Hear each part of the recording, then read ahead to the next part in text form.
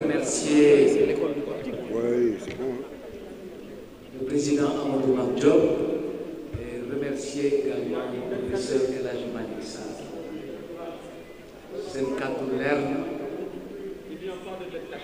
wax ji leer na li am kay mooy Alliance pour la République yàlla ko may moom njiit tudd président Macky Sall.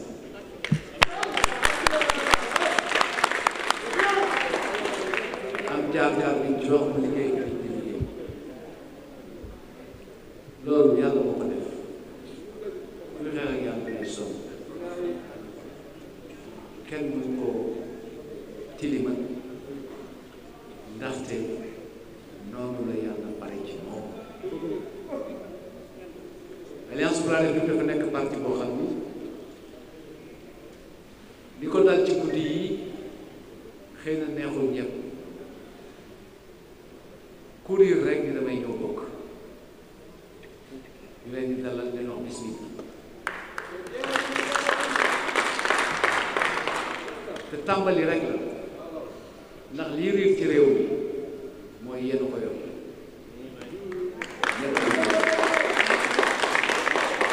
loolu nag mu neex ñëpp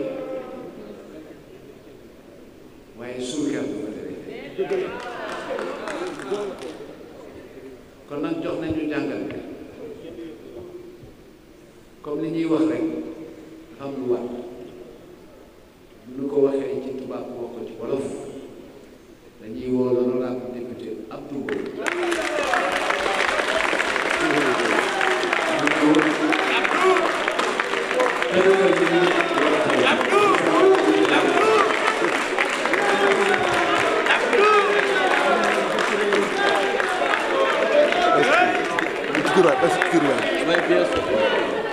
Merci beaucoup, chers journalistes.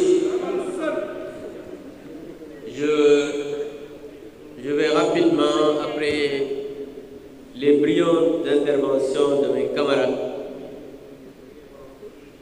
M. El Hadji Malick Sarr et mon président à moi, Amadou Mame Diop, essayer, après l'ouverture de mon patron Seydou Gueye, de revenir un peu sur l'objet de cette conférence de presse. Je dirais ce point de presse. Vous tous, vous savez, je l'ai dit, je l'ai redit, je le répète aujourd'hui, Ousmane Sonko a un problème psychologique compliqué avec la vérité.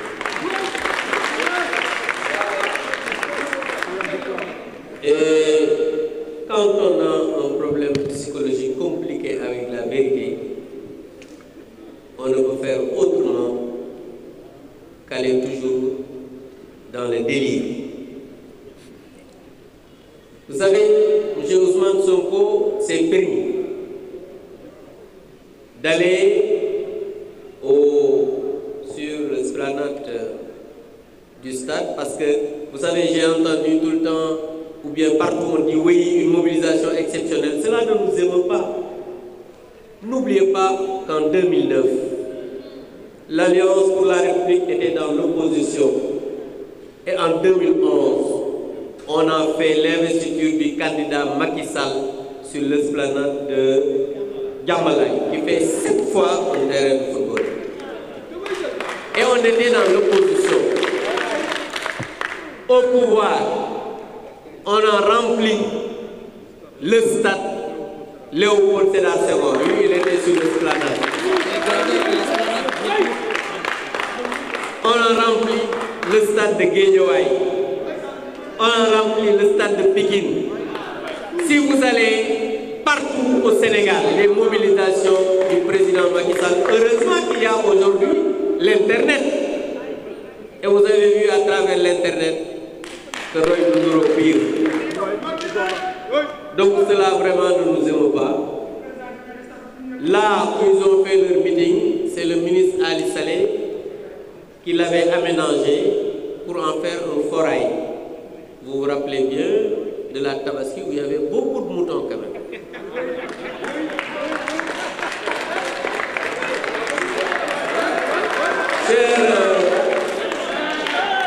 journalistes, M. Ousmane Sonko a dit que quiconque dit que la dette cachée n'existe pas ira en prison. Ousmane Sonko, moi je dis que la dette cachée n'existe pas au Sénégal.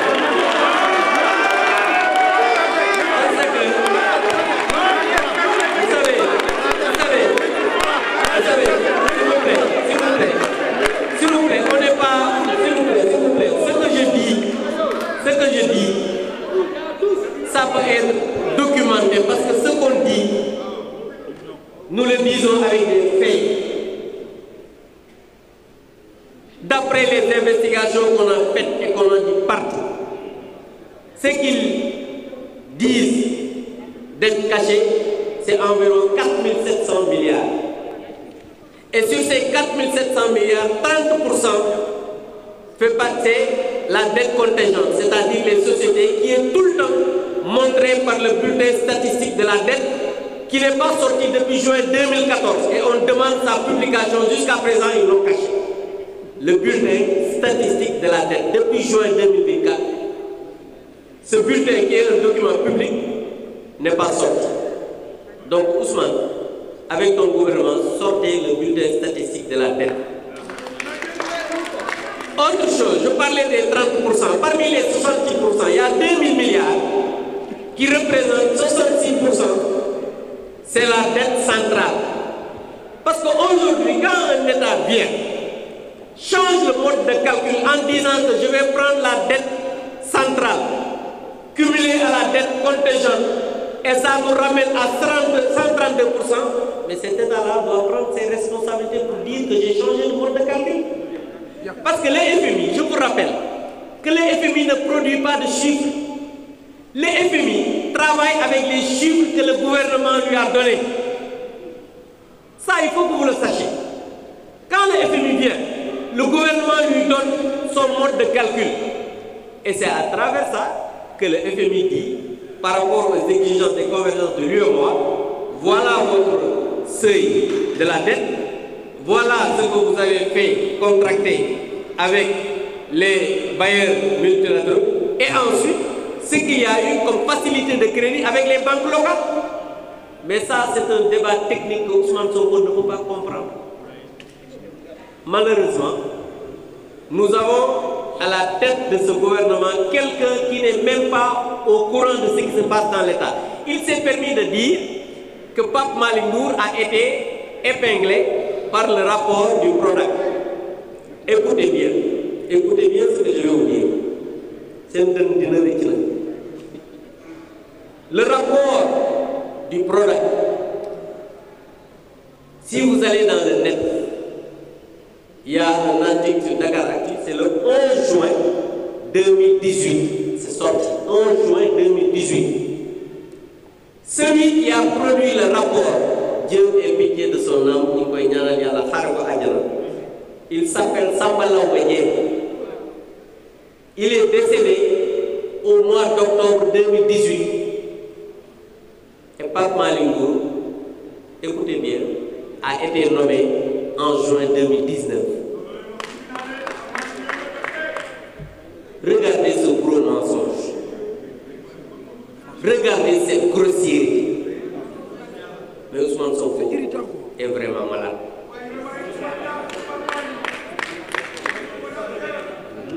Et je voudrais que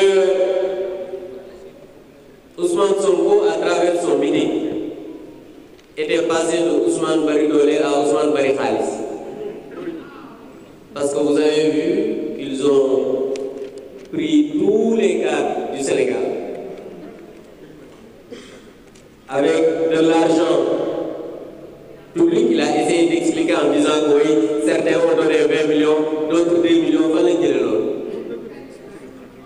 Il faut que les Sénégalais se réveillent et sachent que ces gens-là sont en train de marcher, je dirais bien même, au niveau de leur conscience, parce que même les budgets aujourd'hui, il dit que les fonds politiques, oui, l'exécution, mais il avait dit que la première mesure serait de supprimer les fonds politiques. Les fonds politiques existent toujours. Le budget budget de la présidence a quitté 72 milliards pour aller à 204 milliards. Le budget de la primature a quitté 25 milliards pour aller à 31 milliards et aujourd'hui à 30 milliards, donc augmentation de 5 milliards. Le budget de l'Assemblée nationale, 20 milliards quand le président Mame Diop était là-bas, heureusement qu'il est là à mes côtés. Aujourd'hui, c'est 22 milliards. Après avoir quitté 24 milliards, parce qu'il y a l'argent des véhicules. Mais où est la rationalisation? Où est la diminution du train de vie de l'État? Non, Ousmane Sonko et son gouvernement préfèrent presser encore les populations à travers une loi qu'on a votée au mois d'octobre pour taxer les Sénégalais qui ont pratiquement tout perdu. Un Premier ministre qui passe son temps à insulter la magistrature, à insulter les magistrats. Je voudrais, à travers cela, me réjouir de la libération de notre camarade Badara Gadiaga, même s'il est sous contrôle judiciaire ou bien sous bracelet électronique. Mais même le progrès s'est opposé. Lat Diop est sorti de prison pour dire simplement qu'aujourd'hui, l'état de droit est en train de s'exercer, malgré l'opposition de Ousmane Sonko. Parce que Ousmane Sonko veut installer une dictature dans ce pays, mais nous avons une justice debout et des magistrats debout. Vous l'avez entendu dire qu'il va prendre les magistrats qui vont faire le job. Cela, c'est insulter même les magistrats, les dignes magistrats du Sénégal. C'est insulter la justice sénégalaise. Ousmane Sonko doit être arrêté parce que j'ai dit un jour ici que s'il y a quelqu'un qui doit être poursuivi pour ces jeunes qui sont morts, c'est bien Ousmane Sonko qui a appelé au mortal combat. Ousmane Sonko a appelé au mortal combat. Il a dit Koudé c'était Jura. Et on l'a dit dans le texte, nous sommes fiers d'avoir fait face à des brigands, des voyous, des ingénieurs du chaos qui ont voulu mettre fin à ce pays. Et le président Macky Sall, en toute responsabilité avec son gouvernement, et les forces de défense et de sécurité que nous félicitons, ont fait face à ces ingénieurs du chaos. S'ils ne l'avaient pas fait, aujourd'hui, on n'aurait pas encore un pays qui s'appelle le Sénégal. Et ils se permettent de prendre l'argent du contribuable et de donner ça à des soi-disant ex-détenus, sans aucune décision de justice. C'est inacceptable et scandaleux. Mais en tout cas, nous, à l'Assemblée nationale, on va exiger que cet argent-là nous soit restitué parce qu'on ne sait pas dans quelles conditions ils l'ont dépensé. Donc, pour dire simplement que nous avons un Premier ministre qui est malade, un Premier ministre qui a un problème psychologique avec la vérité, un Premier ministre qui ne comprend pas l'État, un Premier ministre qui n'est pas informé, bref, un Premier ministre qui ne mérite pas sa place, qui a un boubou plus long, plus gros, je ne sais pas, il est large que ce qu'il doit avoir. Donc vraiment, malheureusement, on a un homme comme ça à la tête du gouvernement qui a un problème avec tout le monde, mais enfin, il a un problème avec lui-même. Pour ñëw rek wax ne ñun li nga xam ne moo ñu fi dajale tey mooy waxtaan ci yu doy waar yi nga xam ne Ousmane Sonko wax na ko. Ndax ñun bu ñuy am dégg-dégg muy wax dañuy gis nit koo xam ne dafa feebar, nit koo xam ne dafa am problème, président maa wax na ko léegi ak dëgg. Ndax premier ministre normalement ci réew mu mel ni Sénégal war naa mën a am information ci li nga xam ne ay nit ñi sax xam nañ ko. Ñu ne Pape Malick benn cabinet d'expertise privée moom moo ko épinglé ci benn rapport.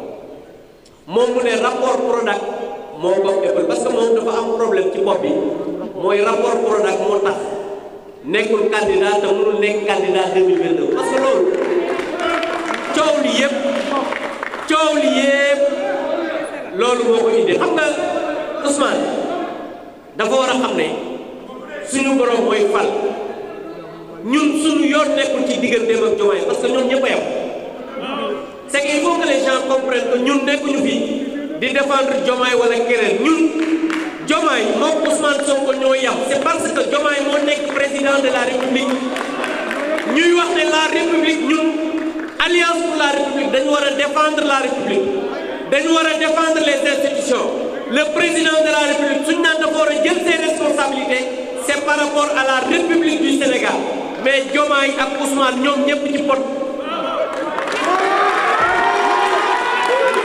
loolu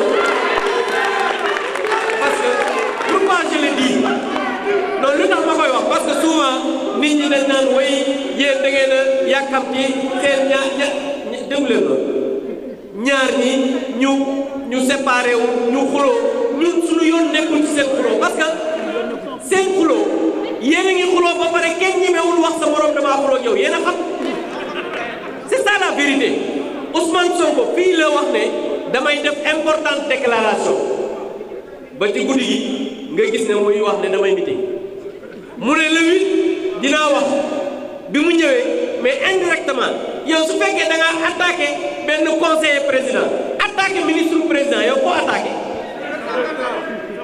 xam nga saa waay bu ñu naxal gis nga seen yii ñuy def république bi la ñu bëgg a daaneel ñun nag duñu nangu ko daaneel république bi moo tax ñuy wax ne dégg ngeen un député di jox ultimatum président de la république pour mu dax Abdourahmane Diouf parce que demain ci ngoon la war a jaar assemblée nationale suba la war a jaar assemblée nationale man nag dinaa ci dem xool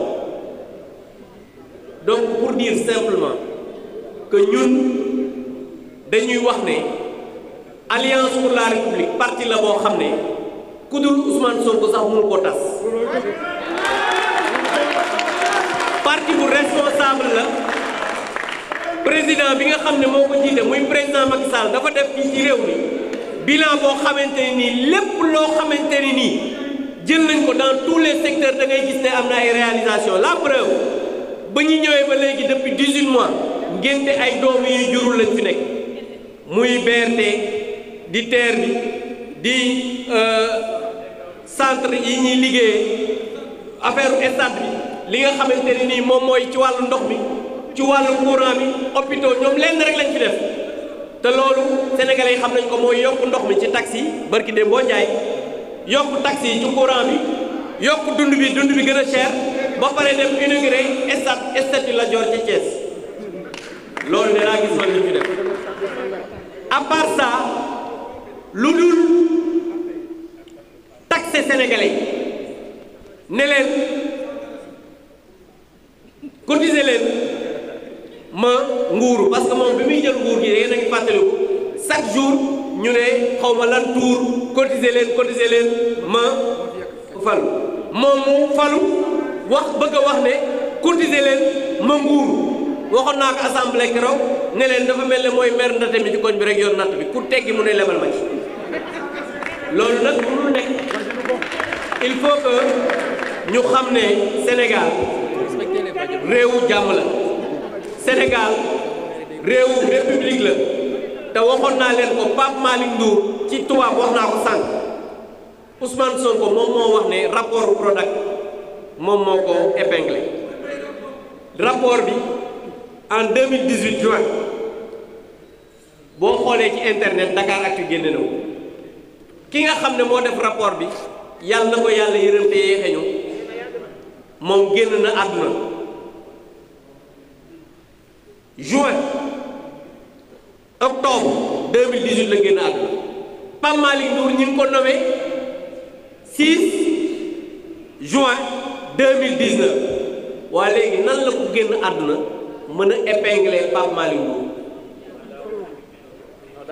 xam nga ñàkk wax dëgg sax mën nañ ko comprendre mais di fenal ñoo xam ne génn nañ àdduna loolu musiba la donc vraiment wax ji lu sori ñi ngi leen di sant di leen gërëm di wax ne ñun lenn rek la ñuy wax Ousmane Sonko na xam ne 2029 du bokk ba pare ñi ngi wax ne na publier les rapports yi nga xam ne moom lañ koy laaj su boobaa nag je pense que coow li wasa coow li jeex wasalaamaaleykum wa rahmatulah.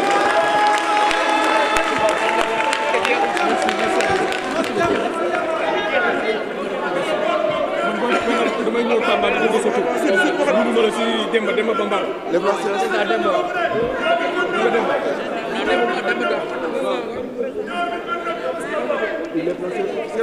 merci beaucoup dañuy dellu sant yàlla rek ndax dañu bëggoon yàlla defal nañu ko moo di woo leen fii wax ak yéen